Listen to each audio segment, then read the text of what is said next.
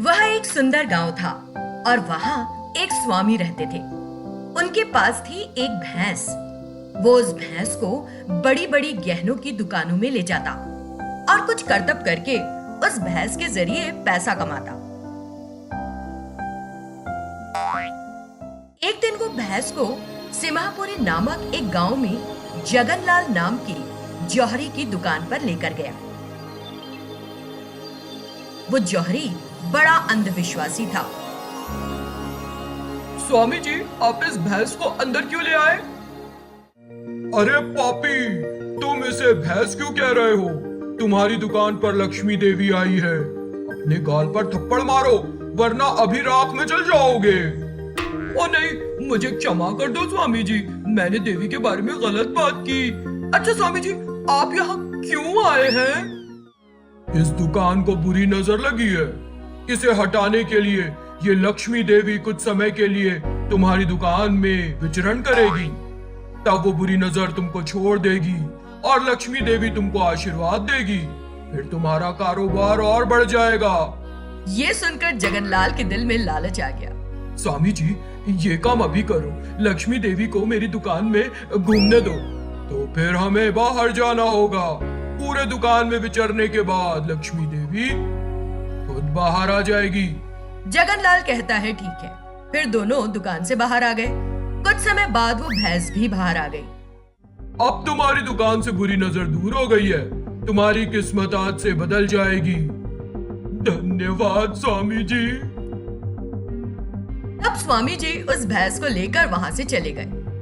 जब जगनलाल अंदर गया तो उसने पाया कि ज्यादातर गहने वहां से गायब थे। तब उसकी अकल में बात आई और वो जोर से चिल्लाया, भगवान, इसने मुझे धोखा दिया, मेरे सारे गहने लेकर चला गया। ये कहकर वो बहुत रोया। फिर वो एक पुलिस अधिकारी के पास गया और उसे सारा मामला बताया। किसी में किसी की आस्था हो सकती है, लेकिन अंधविश्वास करना तो ठीक नहीं। जब तक आप जैसे लोग मौजूद हैं, तब तक इस तरह के नकली स्वामियों की संख्या बढ़ती ही जानी है। कुछ दिन बीत गए। वो पुलिस अधिकारी उस स्वामी की खोज में लगा था। एक दिन उसने उस नकली स्वामी को देखा जो भैंस के साथ एक गहनों की दुकान से आ रहा था। अब पुलिस अधिकारी ने चेकिंग दस्ते के पास जाकर कहा, उस स्वामी और उसकी भैंस को चेक करो। उस गार्ड ने कहा ठीक है। जब स्वामी वहां आया तो उस व्यक्ति ने कहा, तुमको इस चेकिंग मशीन से गुजरना होगा। ठीक है। इतना कहते हुए स्वामी उस मशीन के बीच से गुजर गया, लेकिन मशीन से कोई सायरन नहीं बजा। अपनी भैंस को लाओ। लेकिन क्यों? तुम भैंस के नाम से इतना डर क्यों गए? हमें कुछ शक है, इसीलिए हम जांच कर रहे हैं। तुम अपने पद का नाजायज फायदा उठाकर भगवान का अपमान कर रहे हो। तुम्हारा पूरा जीवन बर्बाद हो जाएगा। लेकिन पुलिस अधिकारी ने उसकी बातों को नहीं सुना और उस भैंस की जांच करनी चाहिए। जैसे ही भैंस मशीन से गुजरी, उन्होंने सायरन सुना। वो असली भैंस नहीं, बल्कि एक खिलौना भैंस थी। उसके अंदर था एक आदमी। पुलिस अधिकारी ने देखा और उसे बाहर आने के लिए कहा। वो आदमी जो डरा हुआ था उस भैंस से बाहर निकल आया। मुझे माफ कर दो सर, ये स्वामी ने मुझे करने के लिए कहा था। अरे नकली स्वामी, क्या तू इस खिलौना भैंस के अंदर एक आदमी रखकर दुकानों में डकैतियां करता है?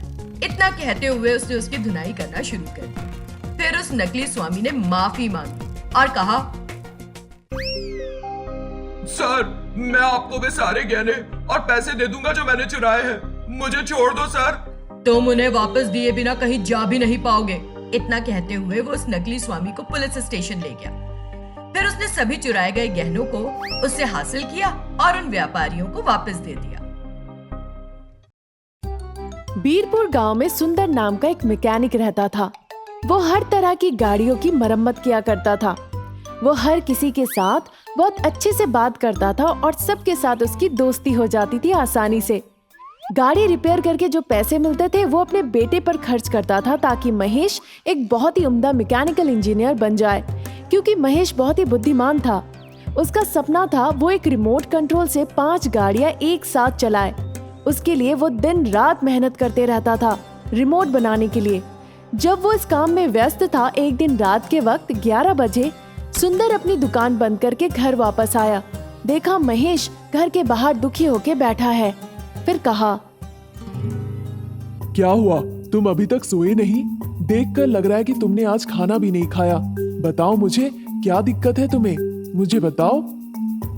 बहुत दिनों से मैं कोशिश कर रहा हूँ कि ऐसी सिंगल रिमोट बनाओ जिससे 5 गाड़ियां चल सके, जिससे हवा में गाड़ी उड़ भी सके और जरूरत पड़ने पे वो अदृश्य भी हो जाए। पता नहीं कब हो पाएगा। देखो बेटा, सफलता एक रात में नहीं मिलती। इतने दिन से जो तुम कोशिश कर रहे हो वो कभी बेकार नहीं जाएगा। तुम्हारी माँ को तुम पर बहुत विश्वास है। तुम जरूर कर पाओगे एक ना एक दिन। तुम जो पाना चाहते हो वो तुम्हें जरूर मिलेगा। बस कोशिश करते रहो। मैंने माँ से वादा किया था, मैं उनके लिए जरूर सफल होऊंगा। अब मैं कभी दुखी नहीं होऊंगा। इस तरह कुछ दिन निकल जाते हैं। सुंदर अपने काम खुद ही करने लगता है। महेश ने जैसा सोचा था बिल्कुल वैसा ही एक रिमोट बनाया जो 5 गाड़ियों को चला सके, हवा में उड़ा सके और अदृश्य भी हो सके। ये सोचकर वो बहुत खुश था। उसने एक मैजिकल रिमोट बना लिया। जब महेश एक दिन रिमोट इस्तेमाल कर रहा था उन गाड़ियों को कंट्रोल करने के लिए, अजय जो जमींदार का बेटा था उस गांव में ही रहता था। महेश को देखकर उसके पास आया और कहने लगा, देखो, मैं जमींदार का बेटा हूँ। ये गाड़ियाँ मुझे बहुत पसंद है। मुझे दे दो, नहीं तो मैं नष्ट कर दूंगा सभी को। ठीक है, कम से कम एक नष्ट कर दो, मैं तुम्हें सारी गाड़ियाँ ऐसे ही दे दूंगा। ये कहकर उन 5 गाड़ियों के तरफ अजय दौड़ के जाता है। वो चाह रहा था उन गाड़ियों को पकड़ना। महेश ने ये देखा और हरे रंग की मैजिकल रिमोट बटन दबा दिया। सारी गाड़ियां वहां से एक साथ अदृश्य हो गई। पकड़ने के लिए अजय गया और वो जमीन पे गिर गया। उसके मुंह पर चोट भी लगी। ये देखकर महेश जोर जोर से हंसने लगा। देखो, उस तरफ कार है, वहाँ जाके पकड़ लो। ये सुनकर अजय उस तरफ दौड़ने लगता है। महेश फिर से हरी बटन दबा देता है और सारी गाड़ियां हवा में उड़ने लगती है। ये देखकर अजय भी हवा में उड़कर उन्हें पकड़ने की कोशिश करता है और मुंह के बल जमीन पर गिरता है। ये सब देखकर महेश फिर जोर जोर से हंसने लगता है। अजय बहुत गुस्से से वहां से अपने घर के तरफ चला जाता है और पापा जमींदार जोहर को जाके सारी बातें बताता है।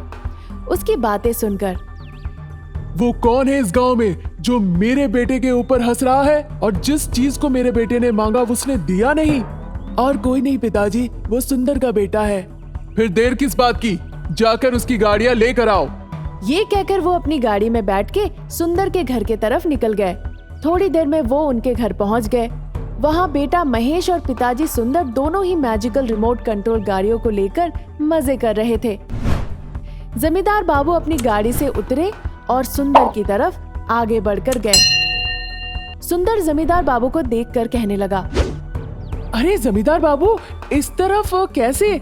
आप खबर भिजवा देते, मैं खुद ही आ जाता आपके पास। अब जब आए हैं तो बताइए क्या काम है? आपके बेटे ने जो 5 गाड़ियां बनाई है वो मेरे बेटे को बहुत पसंद आया है। बताइए कितने रुपए लगेंगे उन सभी को लेने के लिए? जितने पैसे मांगोगे मैं दूंगा। वो मैजिकल रिमोट कंट्रोल कार बनाया है किसी को देने के लिए नहीं, ना ही बेचने के लिए। ये समझने की कोशिश कीजिए जमींदार बाबू, ये इसकी मेहनत है। तुम मेरे बातों के विरुद्ध जा रहे हो सुंदर। मैं जो सोचता हूँ वही करता हूँ, ये मत भूलना। तुम्हारा बेटा छोटा है, उसे पता नहीं, पर तुम तो समझदार हो। तुम इस तरह की बातें क्यों कर रहे हो? इस तरह से वो गुस्से से उसकी तरफ देखता है और अपनी हरकतों से उसे डराने की कोशिश करता है, पर सुंदर डरता नहीं। मैं नहीं दे सकता, आपको जो करना है कर लीजिए। गुस्से से जमींदार बाबू उन कारों के तरफ आगे बढ़ते हैं और पेट्रोल डाल के सारे 5 कार जला देते हैं। जब वो गाड़ियां जलने लगती है, ये देखकर महेश और सुंदर बहुत दुखी हो जाते हैं। जमींदार बाबू देखकर खड़े खड़े हंसने लगते हैं। थोड़ी देर बाद सुंदर और महेश भी हंसने लगते हैं। जमींदार बाबू समझ नहीं पाते हैं कि क्यों हंस रहे हैं। वो चौंक जाते हैं, ये सोचकर कि आखिर में क्यों हंस रहे हैं। इस बीच आग में जलने वाली 5 कार फिर से अपनी जगह पर पहुंच जाती है। देखिए, आपके पास पैसे हो सकते हैं, पर हमारे पास बुद्धि है। आप अपने पैसे देकर हम जैसे इंसानों की बुद्धि खरीद नहीं सकते, समझे? ना ही उन पर आग लगा सकते हैं। इसीलिए उस तरह की चीजें आपके बेटे को शोभा नहीं देती। हाँ, पैसा, अहंकार और गर्व से इंसान कभी संतुष्ट नहीं होता। तुम्हारे माता पिता बहुत ही खुशनसीब है तुम जैसे बेटे को पाकर। ये कहकर जमींदार बाबू अपने बेटे को लेकर वहाँ से चले जाते हैं।